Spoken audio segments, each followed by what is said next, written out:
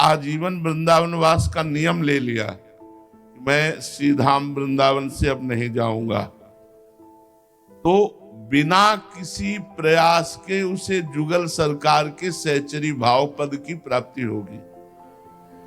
उसे चाहे निज मंत्र मिला हो या ना मिला हो, बात भी समझ लो।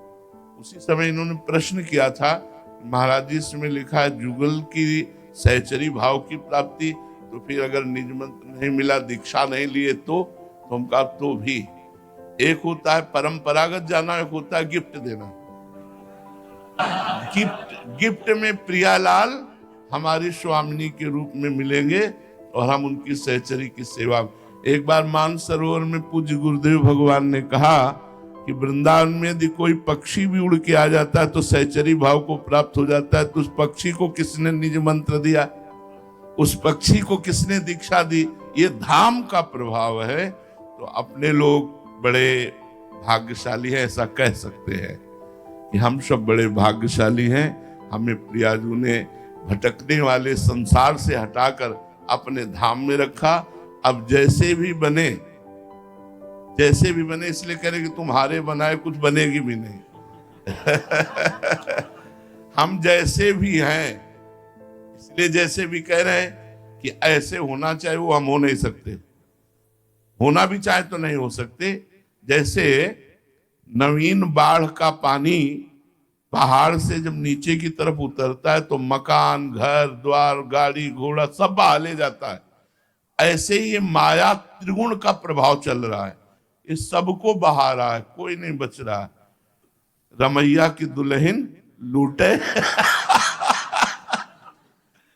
रमैया की दुल्हन लूटे बाजार, ये हमारे भगवान की दुल्हन है।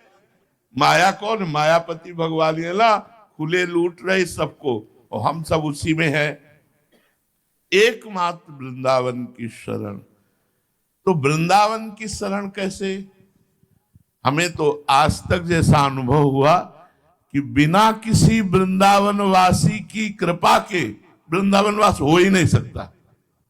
जैसे हमें हुआ तो श्री राम शर्मा आचार्य की कृपा से, वो वृंदावन वासी और रास उपासी और रास का प्रकट दर्शन कराने वाले, उनका आशीर्वाद जब उनके चरणों में लौट गए, बोले बाबा मेरी एक बात मान, तू वृंदावन आ जा, तुझे बिहारी जी कभी छोड़ेंगे नहीं।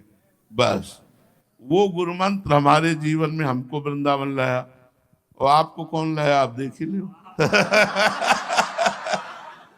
अगर आप आए हो तो कहां से कैसे आए हो? कहीं ना कहीं वृंदावन के रसिकों की वाणी गई और आपको लाई। तो बस पड़े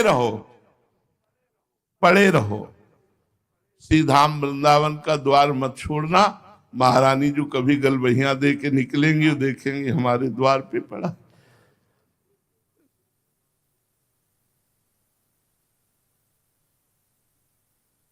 का भरोसा है, साधना का नहीं। हम क्या साधना करें? मन अलग जा रहा है, इंद्रियां अलग जा रही, तन अलग, तो हम क्या साधना करें? हम बस यही कि जैसे द्वार में पड़े हैं तो कभी बड़े हैं, वो कभी निकलेंगे, देखेंगे कि हमारे द्वार पे पड़ा है, कभी कृपा करते हैं। ये आचार्य और गुरुजनों के द्वारा प्रकाशित किया हुआ मार्ग है। इसमें हम जो जुड़े हैं ये निश्चित वहीं हमें पहुंचना है। बस धैर्य पूर्वक रहें और इधर उधर जो मन की वृत्ति जाती है उसे थोड़ा समेटने की कोशिश करें। कह रहे हैं समेट ले, ऐसा हम नहीं कह रहे, समेटने की कोशिश करें। कभी न कभी तो प्रियाजू के कान में हमारी राधा नाम की पुकार पड़ेगी, उसी दिन हमारा काम बन जाएगा। हमारा काम बन गया क्योंकि हमें वृंदावन मिल गया, हमें श्री जी की शरणागति मिल गई, राधा नाम मिल गया, ऐसे गुरु ऐसे करुणा में आचार्य मिल गए। अब हमारे कल्याण में कोई संशय नहीं, हमारा कल्याण तो हो चुका है। अब हमें श्री जी की सेवा में पहुंचना है। तो रात दिन नाम गुण कीर्तन सेवा जितना भी बने करें। बस ये दृढ़ विश्वास रखें कि हरिवंश प्रताप से हमें लाडली जी की सहचरी भाव की प्राप्ति निश्चित होगी। श्री राधा वल्लभ।